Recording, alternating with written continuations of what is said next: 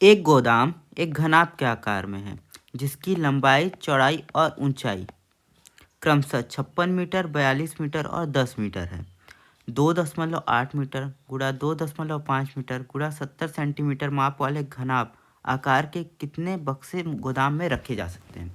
ये हमारे पास क्वेश्चन है। तो सबसे पहले हम लोग बात करते हैं कि ये घनाभ क्या है। तो घनाभ क्या होता है? देखिए, घनाभ तो एक तरीके से पहले इसका जो बेसिक वो चीज़ होता है वो क्या होता है कि सभी जगह पे कितने अंश का होगा, 90 डिग्री का होगा। ठीक है। उसके बाद ये क्या होता है, एक तरीके से आयत के समान का है। इसमें आपका क्या होता है, लंबाई होता है, चौड़ाई होता है और ऊंचाई होता है। ठीक है। और यही हम लोग को दिया हुआ है क्वेश्चन में कि घनाभ के आकार का जिसकी लंबाई, पहले वाले को L1 लिख लेते हैं लंबाई को, चौड़ाई को B1 लिख लेते हैं और ऊंचाई को H1 लिख लेते हैं। यहाँ लिख देता हूँ L1, B1 और H1। ये कितना दिया है, 56 मीटर, 42 मीटर और 10 मीटर। ठीक है। तो इसके बाद हम लोग इसका क्या निकाल लेते हैं, आयतन। ठीक है। इस आयतन घनाभ के आकार का जो है गोदाम है उसका आयतन क्या होगा। तो आयतन क्या होता है, लंबाई गुणित चौड़ाई गुणित ऊंचाई। यहाँ लंबाई कितना है, 56, चौड़ाई कितना है, 42 और ऊंचाई कितना है, 10। और ये तीनों मीटर में तो इसलिए मीटर क्यूब लिख दिया। यहाँ तक तो ठीक है। इसके बाद इस चित्र को मिटा दे रहा हूँ। ठीक।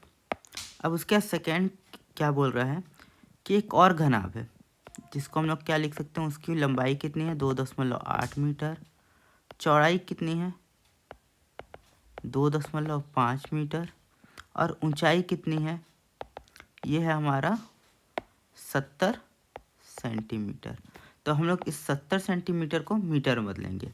तो हम लोग को कितना से भाग देना पड़ेगा इस 70 को, 100 से, क्योंकि 1 मीटर बराबर कितना होता है, 100 सेंटीमीटर। तो हम लोग का हाइट कितना आ जाएगा, 0.7 मीटर। तो इस तरीके से इसका भी आयतन निकाल लेते हैं। इसको आयतन 2 लिख लेते हैं, ये आयतन 1, या इसको V1 लिख लेते हैं, इसको V2 लिख लेते हैं, वॉल्यूम हो जाता है क्योंकि। तो ये कितना आएगा, 2.8 गुणा 2.5 गुणा 0.7 मीटर क्यूब। अब यहाँ बोला है कि घनाभ के आकार के कितने अधिकतम बक्से रखे जा सकते हैं। तो अधिकतम बक्से जब भी रखे जा सकते हैं तो वहाँ हम लोग का बात कर रहा है कि कितने नंबर ऑफ बॉक्स, मतलब बक्से की संख्या, यही बोल रहा है, बक्से की संख्या। तो इसके लिए हम लोग क्या करते हैं, जो पहला वॉल्यूम है उससे दूसरे वॉल्यूम को भाग दे देते हैं। ठीक। यहाँ तक का आपको समझ में आ गया होगा, ये वाला हिस्सा, ये वाला हिस्सा। तो अब इसको थोड़ा मिटा देता हूँ कि यहाँ हम लोग को करते बन जाए। इसको नोट कर लेते हैं, उसके बाद इसको मिटाएंगे। देखिए, हम लोग का V1 कितना था, यहाँ हम लोग V1 बट्टा में V2 लिख दे रहे हैं। V1 कितना था हम लोग के पास, 56 गुणा 42 गुणा 10।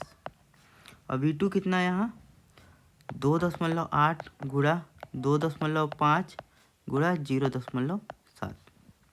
ठीक। इसको भी पूरे को मिटा देते हैं कि आप लोग को भी थोड़ा सा बन जाए, जगह अधिक हो जाएगा। ठीक है। अब इसके बाद क्या करते हैं, देखिए यहाँ 56 है, यहाँ कितना 42 है, यहाँ 10 है।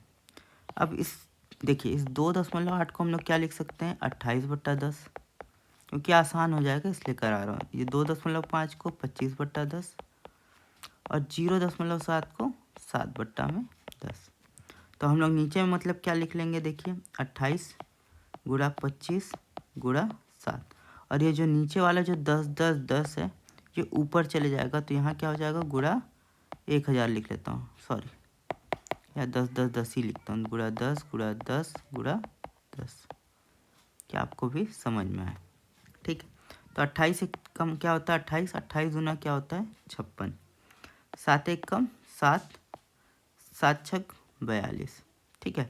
और उसके बाद हम लोग क्या कर देते हैं, 25 से को देते हैं 5 दूना 10, 5 5 25, 5 एक कम 5, 5 दूना 10। तो हम लोग के पास क्या आया, 6 दूना 12, 12 दूना 24, 24 दूना 48 गुणा, यहाँ 10 गुणा 10 कितना हो गया, 100। तो हमारे पास कितने आ जा रहे हैं टोटल, 4800। तो गोदाम में कितने बक्से रखे जा सकते हैं, 4800। तो इस तरीके से आप लोग इस क्वेश्चन को बना सकते हैं। Thank you.